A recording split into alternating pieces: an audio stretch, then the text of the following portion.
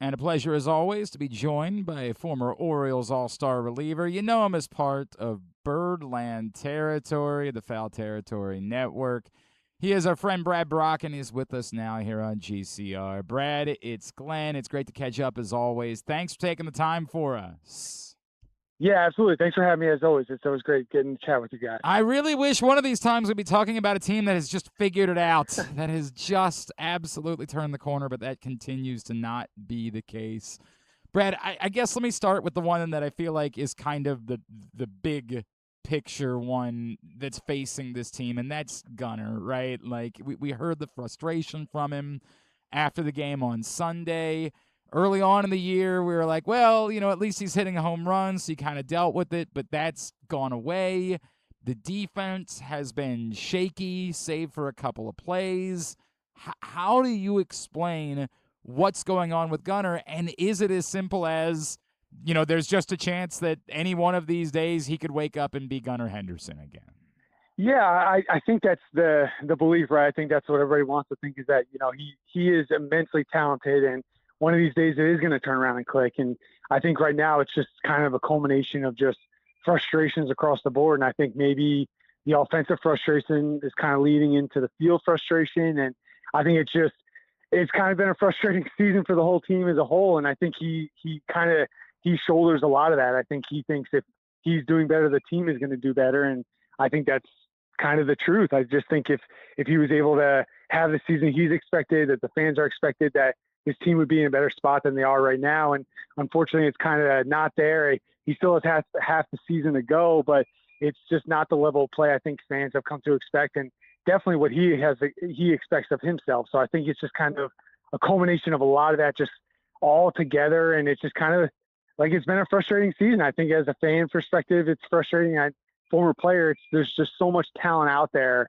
It's just hard to watch the team not be consistent and consistently winning right now. I was talking to Bordick last week, and he suggested, and Bordick's tough on him, but he suggested that he's convinced this team is so good that if they could just get Gunnar going, that might fix all of their offensive issues. And I sort of get the concept, right? Like the rising tide raises all ships, that he's the guy that you kind of take your cues from. He's supposed to be your MVP caliber player.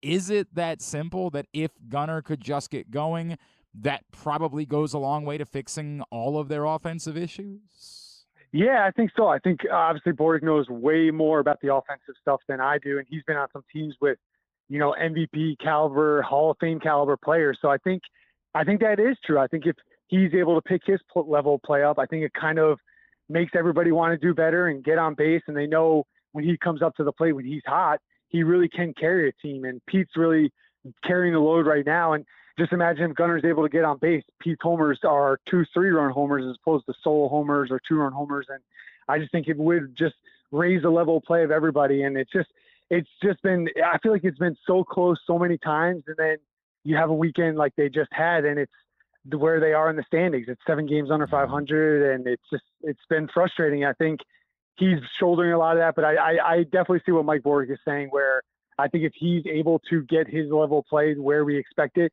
this team really could go on a run. It's just, it hasn't been there yet, and you just have to wonder, is it going to happen at this point? Brad, a lot of controversy. We talked about it earlier today. The Orioles needed to make roster moves to get Adley and Dylan Beavers back yesterday, and they decide to stick it with 3 catchers, and that's a complicated conversation, and maybe we'll revisit that in a second. But I think the one that has everyone frustrated is sticking it out with Tyler O'Neill while sending Jeremiah Jackson down. And it's tough for me because I get it with Jeremiah Jackson. Like, he was amazing late last season and to start this year. Absolutely incredible. But admittedly, he has struggled, and there's not as much playing time because you want Blaze Alexander in the lineup constantly. So I do kind of understand the decision. I just think the Tyler O'Neill part of it is the part that, like, fans find themselves saying, why are you so hell-bent on trying to prove that this works when it's not working? What do you make of the Orioles' decision to try to kind of force this with Tyler O'Neill when he just has not been what they thought he was going to be?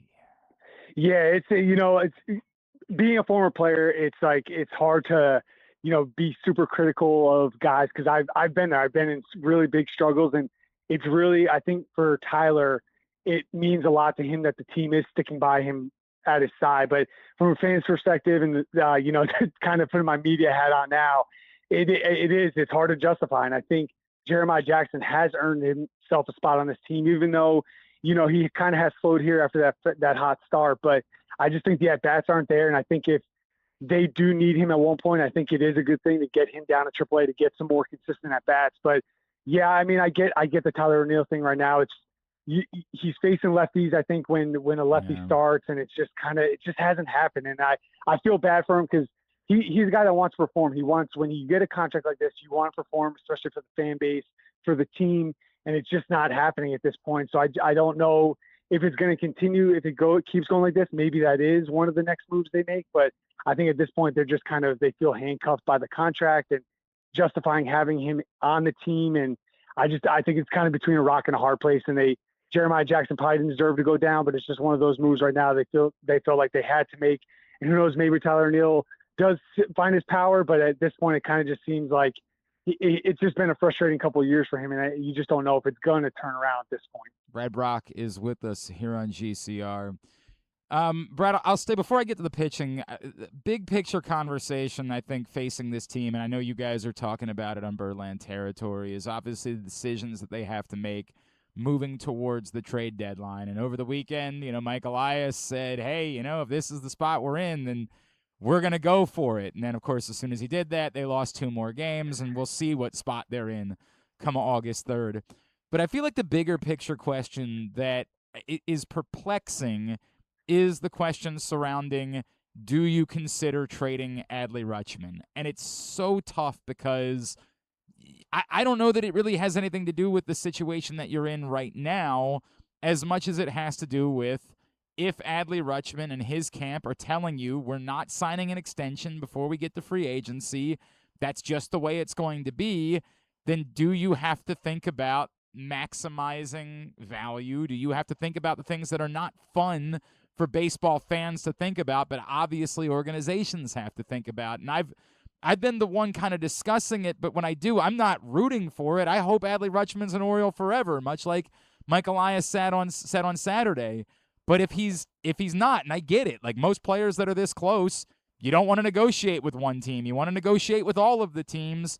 If that's the case, I do think it's a warranted conversation to discuss whether or not you do it now instead of potentially revisiting it next July, if there even is a baseball season, and now you're looking to trade him as a rental piece. Yeah, I think it's a complicated equation right now, because yes, technically they are in it in the American League because the play has been so subpar. So they are only a couple games out. To me, it's like you're saying, you have to have a bigger picture kind of mentality with this. And if Adley and his team are kind of adamant on not signing long term, I think if you get something that makes sense for next year's team and moving forward, I just feel like you might have to consider it, as much as that hurts to even say or even think of as an Oriole fan, because like you said, it's one of those players you were hoping was going to be an Oriole for a lifetime, but it's just getting complicated at this point. It's their window of him being on the team and under team control is kind of coming to a close here. And it's unthinkable that they weren't going to be in the playoffs year after year at this point, but it just hasn't seemed to work out. I feel like if you have something that can help you for the next 5 years or 7 years or something along those lines, it might be something to consider. It's getting to the point of the season where I just feel like maybe punting to next year is something they have to really truly consider. And it hurts to say that as somebody that wants to see them do well this year and someone who thinks they can do well and could make a run if they got hot.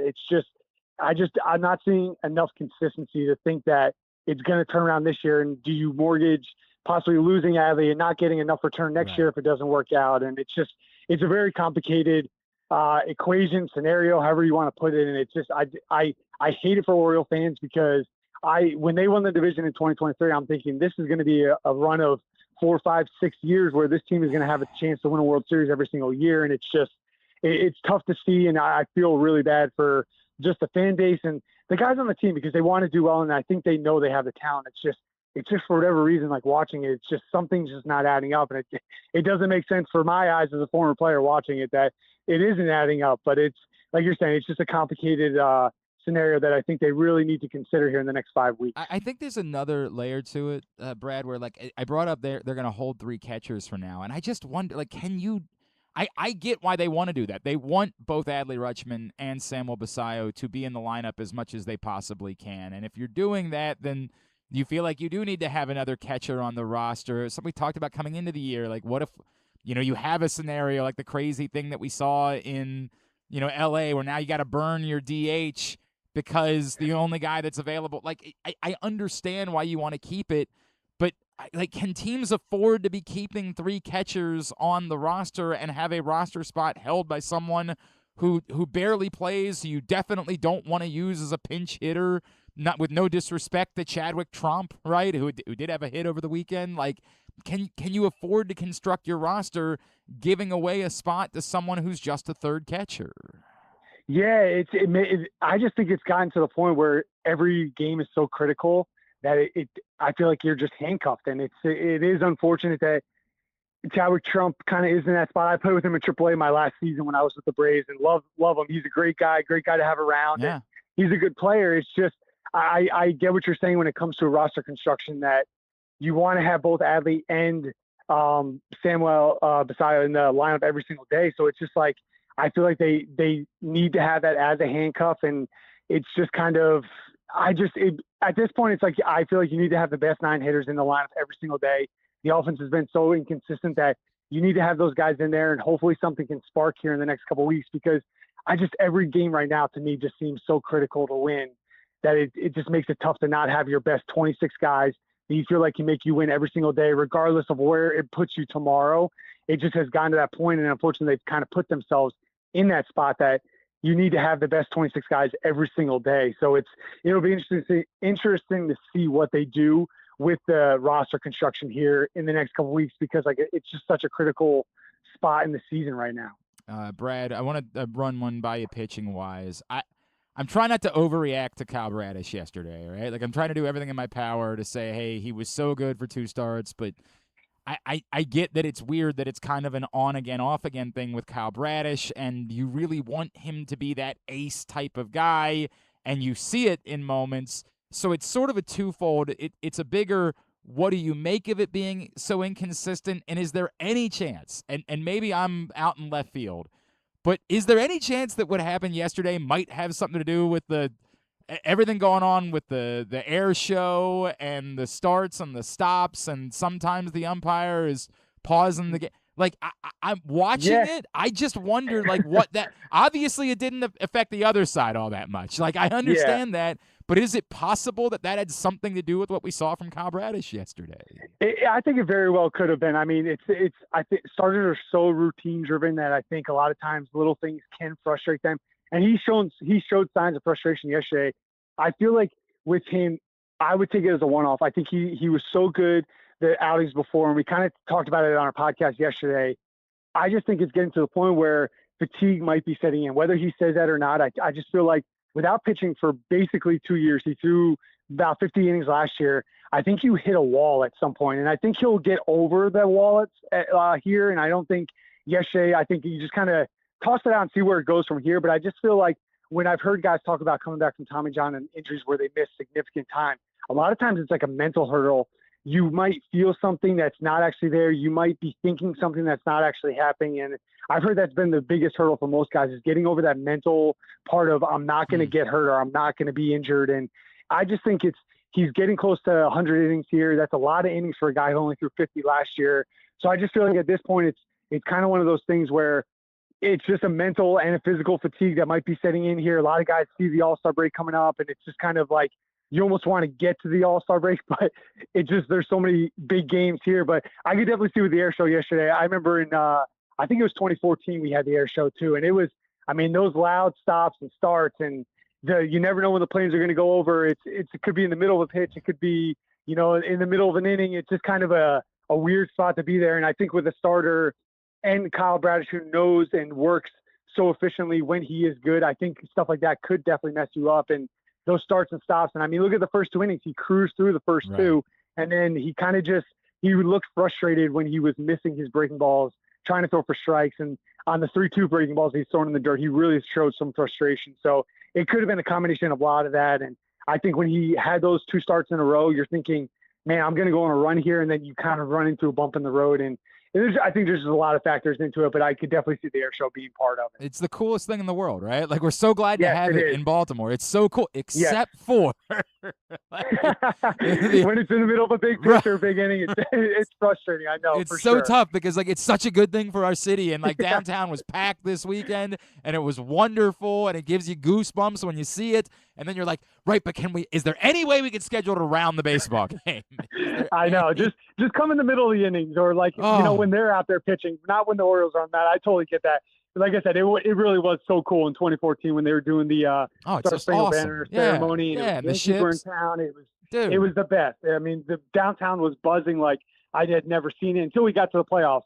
I'd never seen it like that. And it was just a great time on the weekend. It's just, you wish it had better results, and you wish they just did it when the Nationals were in the field. That would be really ideal. I don't know who we have to coordinate with, that if we're going to keep doing this, we just need to figure out a timing that somebody how do we get it in the plane? I know we don't want them distracted, but how do we get it in the plane so they know, hey, the Nationals are up, now's the time. Go ahead and buzz over the stadium right now. Let's have the pilots ready for let's have 9 flyovers, but let's have it in between the innings, every inning. Just have them sitting on go, ready to go, and okay, now get over the stadium. That would be ideal. We got to work on that. Brad, I know you guys did an episode yesterday. When's the next one?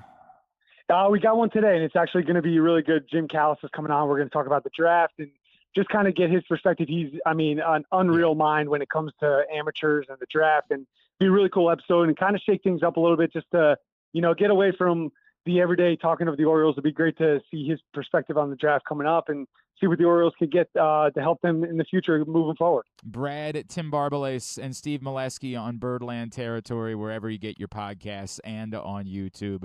Brad Brach, always appreciate you, brother. Thank you for taking the time for us. Let's talk again real soon, all right? Yeah, sounds good. Thanks for having me, as always.